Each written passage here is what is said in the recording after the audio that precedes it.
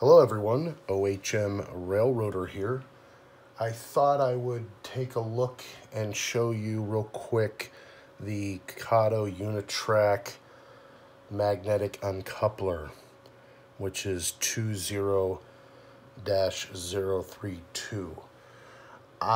This is the first time I've ever worked with this. On my test layout here, my experimental / development / learning shelf layout, if you will. And I've had some success with it. It seems to work well. I thought I would briefly demonstrate it here and talk about what I've encountered as far as the pros and the cons with it.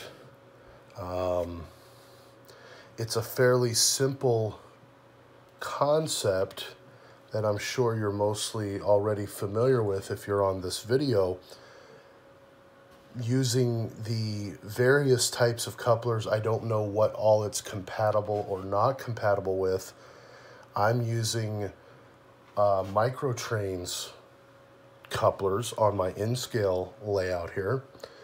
And for the most part, what I've encountered, it seems to work fairly predictably. However, there are some pros and cons, so I thought I'd demonstrate that here.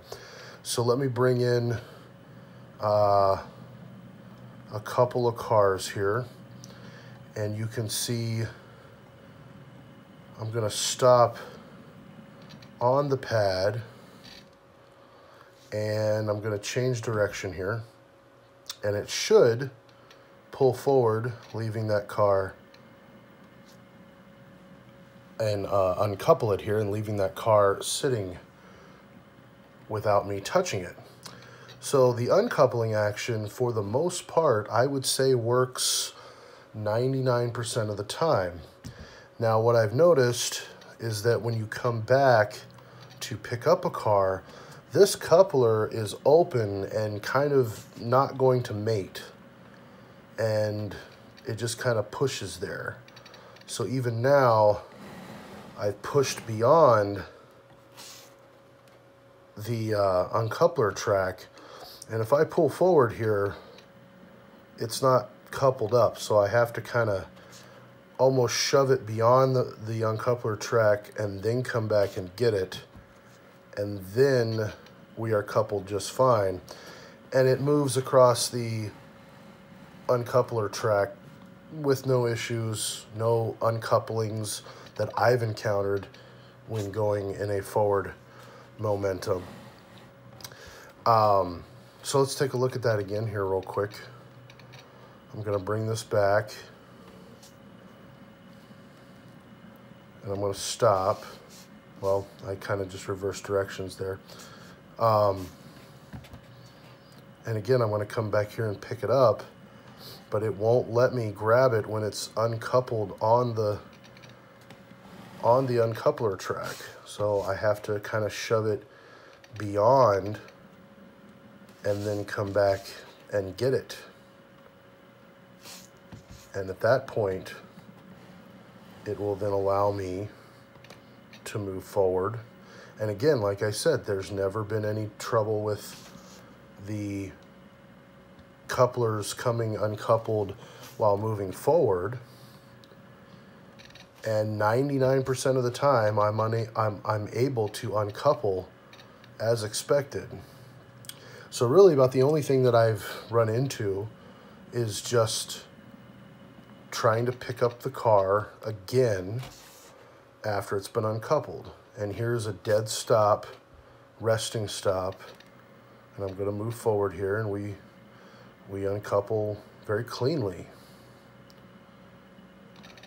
When you're doing a somewhat fast switching operation, what I found is you can actually kind of play fast and loose a little bit. So let me demonstrate that real quick, see if I can't get it to work. So we're going to come in reversing at a fairly good clip here, and I'm just going to slam on the brakes and change direction right over the track, and it uncoupled, no problems. But again, to get this to couple back up, I have to shove beyond it and move forward and go back and get it, and then move forward again. So I'm curious if there might be something that I'm missing. If anyone knows, I would be more than happy to adjust something or to gain some sort of understanding about the mechanism that I'm maybe not familiar with. But yeah, that is the Kato Unitrack 20-032. And as always, please like and subscribe to see more videos of things I'm working on and stuff I come across that I'd like to share with model railroading community. So thanks, and remember to have fun. Bye.